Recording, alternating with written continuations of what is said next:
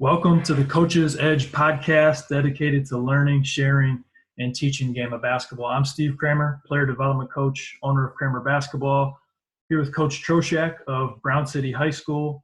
And today we're digging into player development as Coach picks my brain a little bit on a very important topic throughout the game of basketball. Coach, how you doing? Doing great. I'm looking forward to kind of diving into this topic because I feel myself it's a bit of weakness or an area that I definitely want to improve. And I know there's a lot of coaches out there that are going to gain a lot from listening to this podcast and also just following your player development programs. So go ahead, get us started. Yeah, let's dig in. Fire away. So my question to you is, after your playing career and concluded, I know you went to a couple of years of coaching some junior high and also assistant coach. So tell us, what you did as far as player development during those days.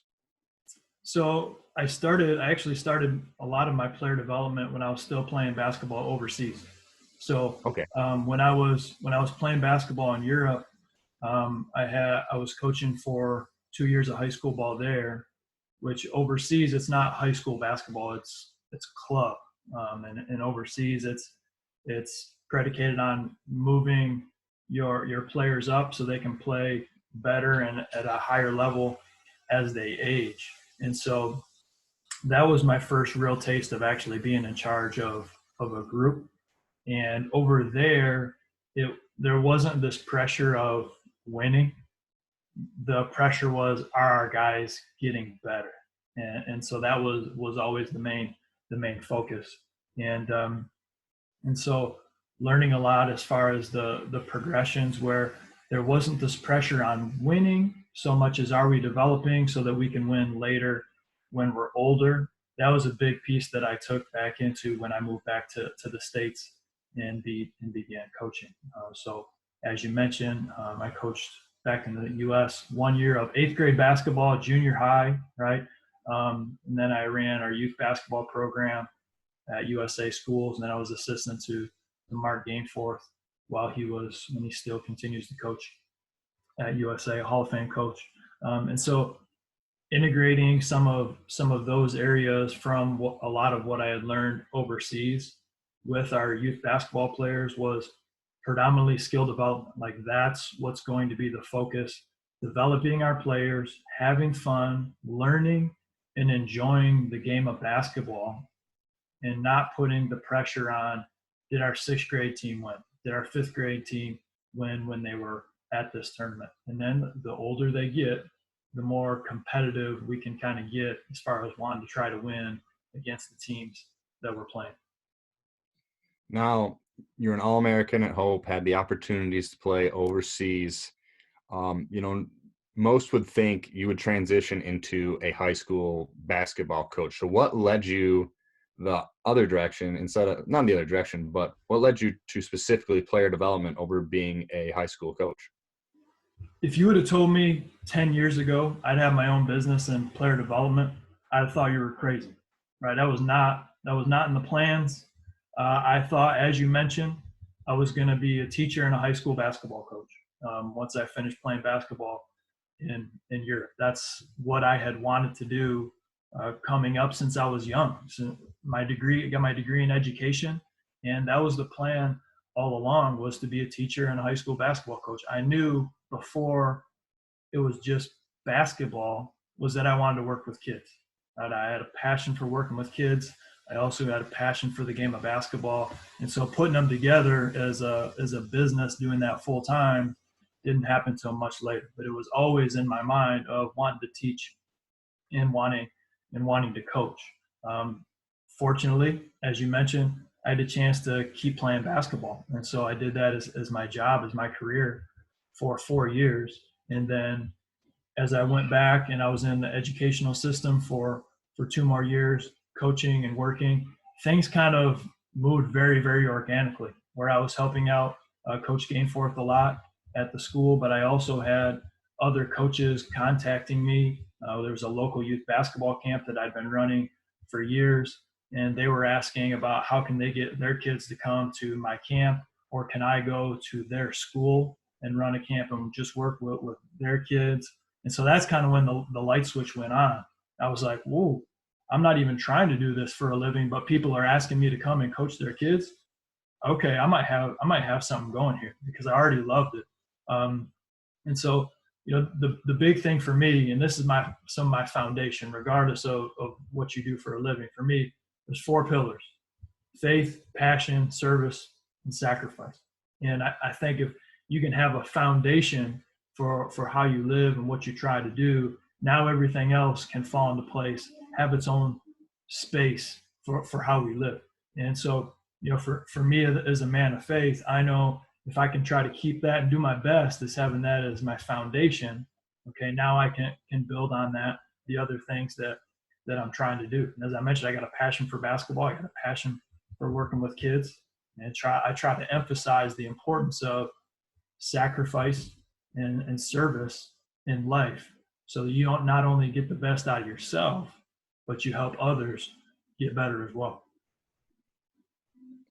Oh, it definitely sounds like player development is your calling, and you do a great job with it. From the first interaction we had, well, actually, one of the first earlier interactions was a men's league. I wasn't even playing, but my friend said, "It was this guy, Steve Cramer. He's just unguardable."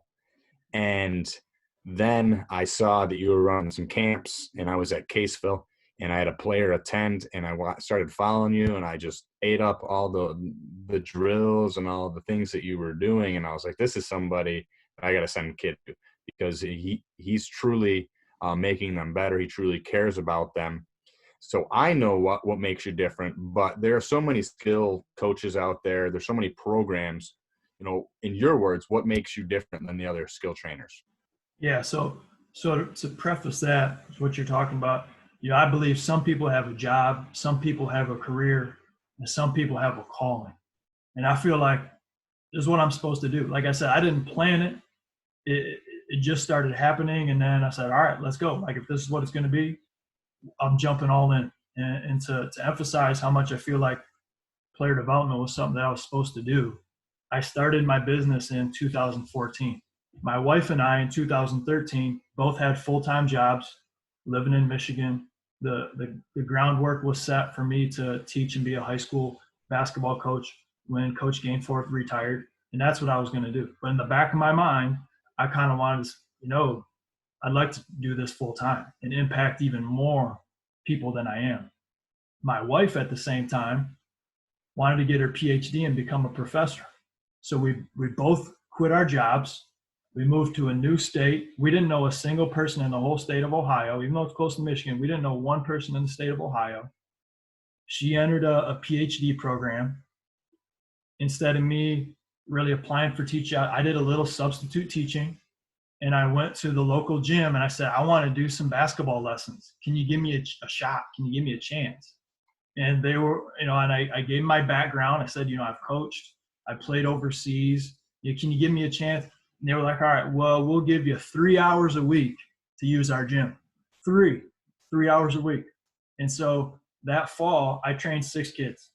6. That's how I started my full-time business, on top of running a couple camps in Michigan. Was I worked with 6 kids who signed up for this basketball program, and then 6 turned into 12, 12 turned into 24, and it kind of slowly grew from there. But it all came back to having faith in that this is something that you were meant to do, and just jumping in with both feet.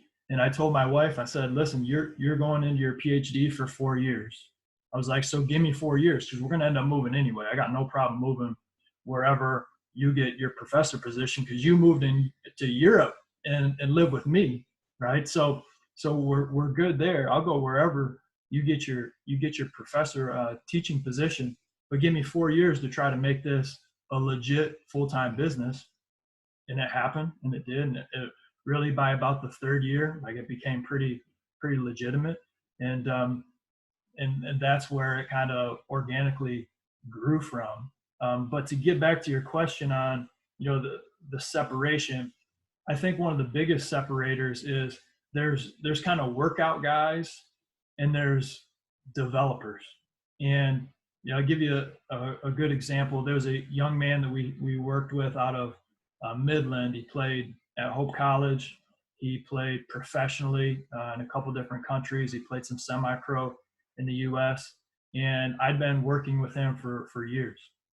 He also went to work with a pretty well-known skills coach in the Grand Rapids area. And he came back, and I was like, "Hey, how'd it go? How was it?" And he's like, "It was hard. I really worked hard. I got no idea if I got better or if there was really any translation into me playing in the game. It was a workout. I was sweating. It was hard work." He's like, "When I'm working with you, I know that what we're working on translates to me playing better in the game." And I don't think he ever went back to the other guy, but I think that's a key piece when you're looking for a person who's outside of your basketball program to come and assist your players, or if you're a parent looking for somebody to come in and work with your child. Does this person, just kind of rah rah and they put you through some drills, or do things match up? Do they progress? Is there a vision that you have for that player, and you see that you're working towards it? Is there a legitimate plan that they put together? And that's what I've been doing for a long time. I did it myself as a player. I did it with the teams that we were coaching.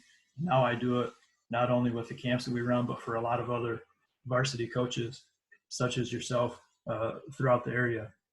The other thing that I think you got to have, whether you're a coach, whether you're a skills coach, I break it down to 3 C's, right? You got to be confident, you got to be able to communicate, and you have to be competent in your understanding of the game. So to dig into that, you got to have, especially if you're in my position, where I got to earn trust in a hurry. When somebody brings me in for a basketball camp and I've never met that coach and I've never met those kids before, I got to earn their trust quick. So you got to have confidence. You got to have some swag about you, right? You at least look like you know what you're doing. You may not, but if you don't look confident about what you do, no chance. Okay. The other thing is, you may have skills. Maybe you're a former player at a high level, but can you teach? Can you communicate that to somebody else? There's plenty of people I know who can play way better than I can. But there's no way I would want them working with my kid, because they can't communicate it in the right way to get someone else to develop and follow that program and that development. And then the third thing is, you got to be competent. You got to know your stuff. Listen, you could communicate well, you could be confident, you look good in front of the camera, so to speak, but especially when you're dealing with high school basketball coaches and high level basketball players, you guys can smell out a fake quick, right? And so I got to also have a short amount of time where I got to share, listen, I know the game, right? It's not just a couple of fancy drills that look cool on Instagram or YouTube or whatever.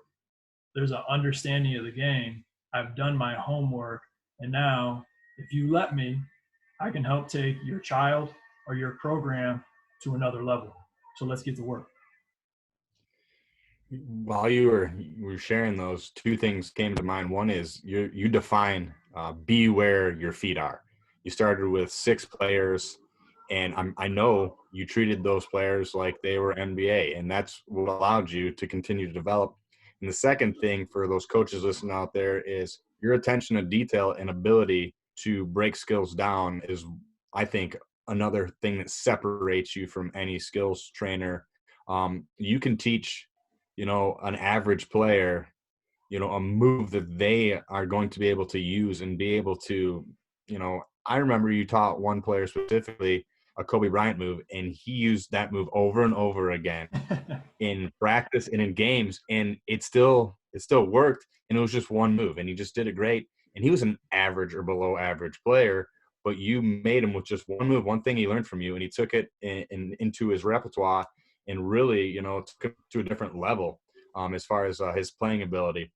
Now, if I'm a coach out there listening, I am, wondering, hey, how can I get this guy involved in my program? And also, what do I expect those workouts to be structured like, as far as player development and as far as the entire program? So can you dive into that a little?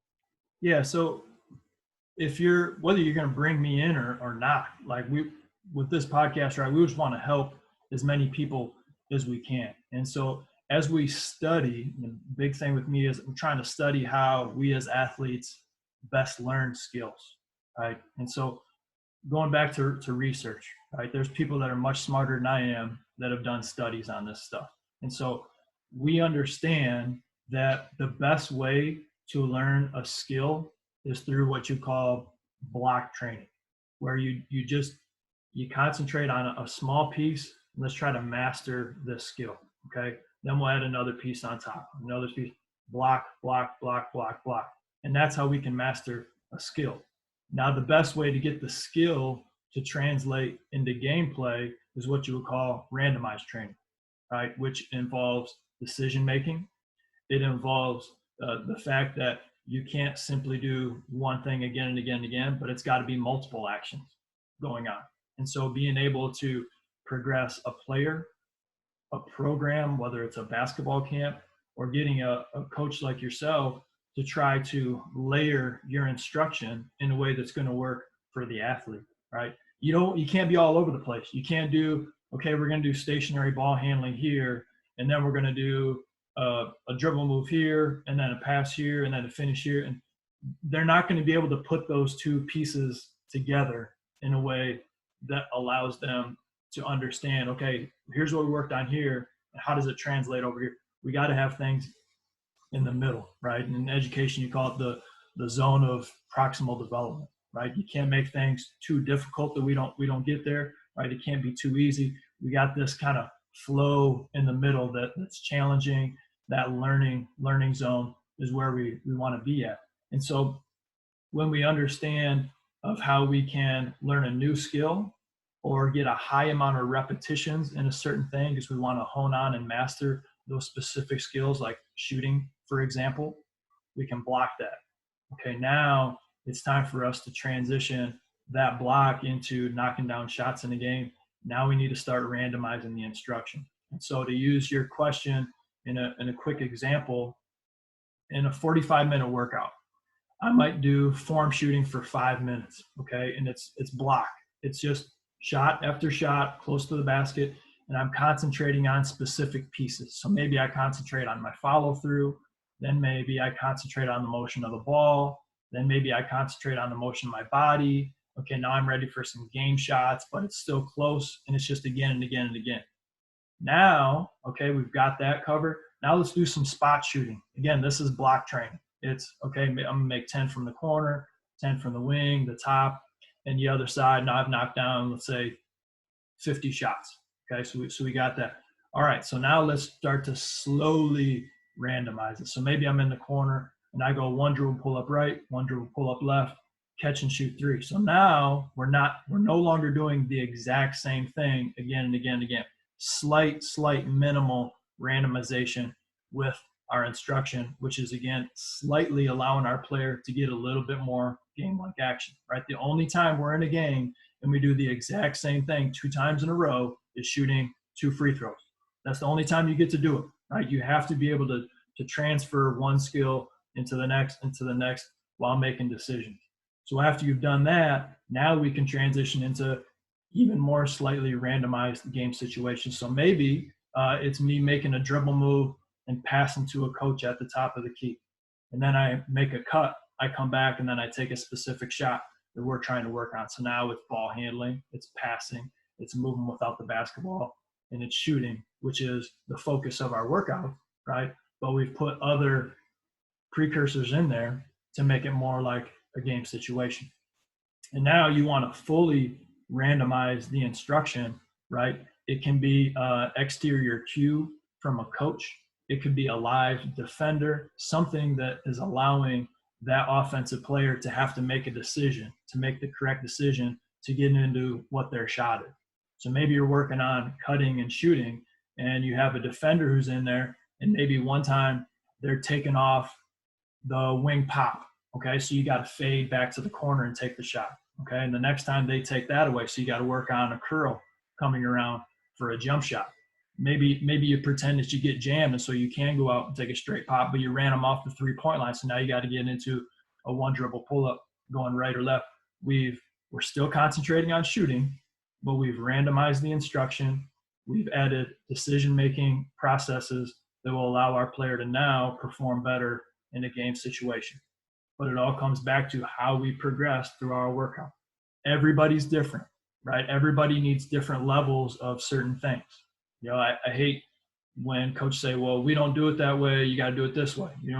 Everybody's different, right? So you can't say this is right and this is wrong, because these are two different people or different programs, right? And so it's all dependent on what are the needs of those specific teams. There are programs that we'll go and work with, and their whole team will play a ton of AAU, right? And so they're really good at the randomized game actions of doing this, doing this, doing this. But the problem is they haven't spent enough time working on each specific skill, so they don't necessarily pull it off at a high level when they're in a game. And we might go to another school, and they're very fundamentally sound. They can pass, they can cut, they have good technique with their shots, but they haven't played enough so that when they're in a 5-on-5 situation, it's just boom, boom, boom, boom. They're doing things automatically. And so, with me, that's my job, is when I'm talking to coaches and observing their team and their program, how do they need to build and progress so they can get better during the season? And sometimes it's more technique, more block. We're just going to concentrate on ball handling, some of our footwork. With other, they got that, but they got to add more of the decision making. It all depends. No, that's great stuff. I like how you explain the progression of, how players learn skills. And whenever you've come into our program, which has been a handful of times, the things that I really enjoy is, one, you ask for the coach's input. What do you need to work on? Because like you said, every program is going to be different. The players are going to be different. Two, every time you've come and worked with us, it hasn't been the same. Even if I'm like, we need to work on attacking, and you've came 2 years in a row, the first year is going to be different from the second. And the third thing I really like that you do with when you come into our program is make connections with the players and build those relationships. And I think that's another reason that separates you from a lot of trainers, is that personal connection with the program and the players. Now, I'm sure that it wasn't always like that. So what are some mistakes you made in the past that you can kind of pass along? Yeah, so I think having the background has definitely helped me a lot. Like, when it comes to training, there's no certification, right? You can't go and get a degree in being a basketball skills coach.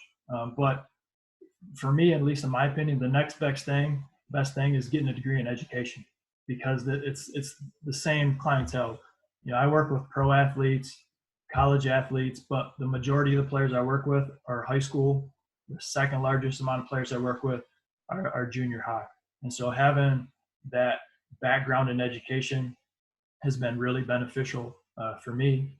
And then combining the experiences as a former basketball coach and as a former player kind of allow me to be in a good position of working with both the coach and the player in a really kind of even, well-rounded kind of way. As far as mistakes, man, we've all made plenty of mistakes. It's just, do we learn from them? Right? Do we progress more out of them? And I think there's a couple different things that I really use in my instruction now to benefit others. One, when I started out working with athletes, I thought all of them were playing as much as I was, as far as whether it's 5-on-5 or 3-on-3 or 1-on-1. And so when I started out, I was like, they all need to work on technique, which is some of our more deliberate practice methods, block training instruction. And as I went through, I found out, as I just talked about, players and sometimes entire programs are very different. And there's players that have not experienced enough gameplay, right, to be able to benefit from all the technique that we're teaching them. We got to put a higher percentage of, whether it's a 1-on-1 live situation, a 3-on-2 situation, small-sided games. See, I played, those are kind of a hot topic in the U.S. with coaches. That was old news back when I was in Europe. Everybody was doing that stuff, right? But I didn't do a good enough job of taking a lot of what we did overseas with our small group drills and implementing them into the players I was working with in the U.S. right away. It was more skill. Now it's much more specific to the needs of the players that we're working with. And then the other thing that I would say is, as a player, there was a team that I tried out for after my first year in Europe. It was one of the highest leagues in Europe. Bremerhaven was the name of the team, and I went to this tryout. And I played pretty well, but it wasn't fit towards what that team was and what that team needed me to be. See, I needed to be a piece for that team. They didn't need a guy to come in and shoot a lot and to be a scorer. They needed a player who was going to be a star in their role as far as making other people look good. And my biggest mistake was not recognizing that within that tryout early enough. So I didn't make that team, right? And it wasn't because I didn't work hard. It wasn't because I didn't do my best. It wasn't even because I really played bad. I played pretty good, okay? But it wasn't fit towards what the needs were of that specific team. And so now I try to reiterate that to the players. And I also do a better job myself of doing more homework as far as understanding there's different ways that we can be successful as an athlete, as a coach. You know, it's not necessarily black and white or right and wrong.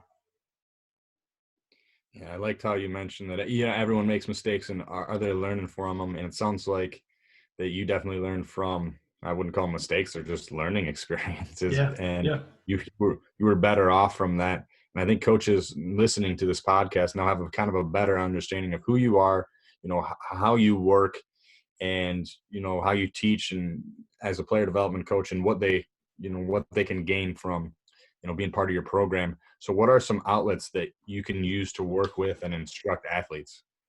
So the thing I want to emphasize is, and what I try to do and communicate, whether it's face to face or through our training outlets digitally, is if you can sell somebody on a vision, right? Because one thing that I try to emphasize with everybody, I'm from a rural blue collar area, okay? And so the way that I grew up, like, you work hard. That's not a pat on the back. Hey, good job. You're working so hard. That's just the bar, right? You're not necessarily going to, not that it's right, but you're not even going to get a lot of praise for working hard. That's just the expectation, right? And so I try to take that into all the players that I work with, of getting them to understand what we're trying to do here is going to be a lot of hard work.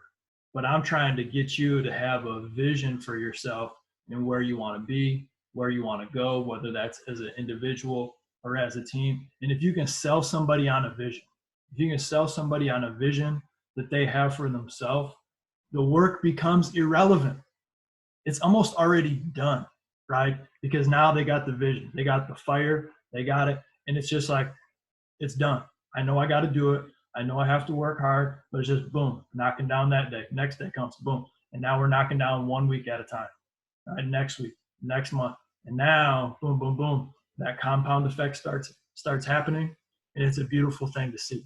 And so what we try to do, whether it's working with our players through our online membership program at member.cramerbasketball.com, whether it's through our individual and small group lessons, or whether it's at the specific team camps that we run all over the place, is making sure that the team, the players, the coach have an understanding of what's the vision that you have for yourself. Okay, I can't have the vision for you. Your mom and dad can't have the vision for you. If you're an individual player, it might not necessarily be the coach's vision, but can we get on the same page? Can we understand what it's going to take? Because chances are it's going to take more work than you think. It's going to take more time than you think. There's no microwave success in any of this. Anything worth doing takes hard work, and it takes a long period of time to make it happen. Okay. And now once we've done that, now we can start to get to work. And so I keep in touch with coaches through email, through phone calls, through text messages, watching video. There's a ton of different ways that we do it, but a lot of it comes into, coming in to work with their team, or sending them to some of our camps, or training them digitally through our membership program. Gotcha.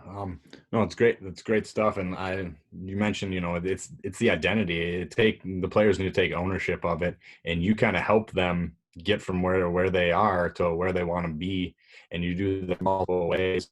And that's just another reason why, me personally, and our players in the program have shown pretty good growth when you've come in to work with us. So I think any coach out there listening right now has a better understanding of who Cramer is as a person, as a skill development coach, why he does it, what he does, and hopefully they leave this podcast with some thoughts and some ways to improve their program, or ways to reach out to you and have you help them improve their program. Because ultimately, as high school coaches, we're always looking to improve, and we're looking to take our players to the next level, whether that's skill level, college level, whatever it might be. So that's really good stuff. You got anything else, Coach, you want to mention? No, I mean, it's the bottom line is, it's all about as an individual, not just basketball development, but there's a gap for all of us between kind of where we are and where we want to be. And are some of us going to try to close that gap by putting in the work necessary, or not? There's a ton of different ways now that we can learn the game of basketball, try to become better human beings in general. But are we going to take advantage of that? Are we going to be consistent enough to get the results that we want? That's what you got to do. And as you mentioned, you got to put the ball in their court. Can lay everything out for them, but I can't do a rep for them. You can't do a rep for them. They got to take that responsibility on themselves to make it happen. And that's something that we try to communicate to all of our players. Yeah, I think I've heard you say it at a clinic or a camp that nothing works if you don't work. You can lay out the drills, you can have the online platform, you can tell coaches, hey, here's some things that you can do, but nothing's going to work if the players don't work. And you do a great job of motivating those players to work anytime you come in the program. And I think it's because of the relationships you build and the confidence that you exude when you step into the gym. It helps that, you're an All-American player and you played overseas and all those things. That's definitely, a great background to build on, but that's not it. What separates you is that attention to detail and those relationships you build with players and coaches. I appreciate it. So thanks again, Coach. I enjoyed doing the podcast. Love to have more feedback from our coaches that are listening as we continue to move forward with the Coach's Edge platform. Thanks again, and get after it today. See you.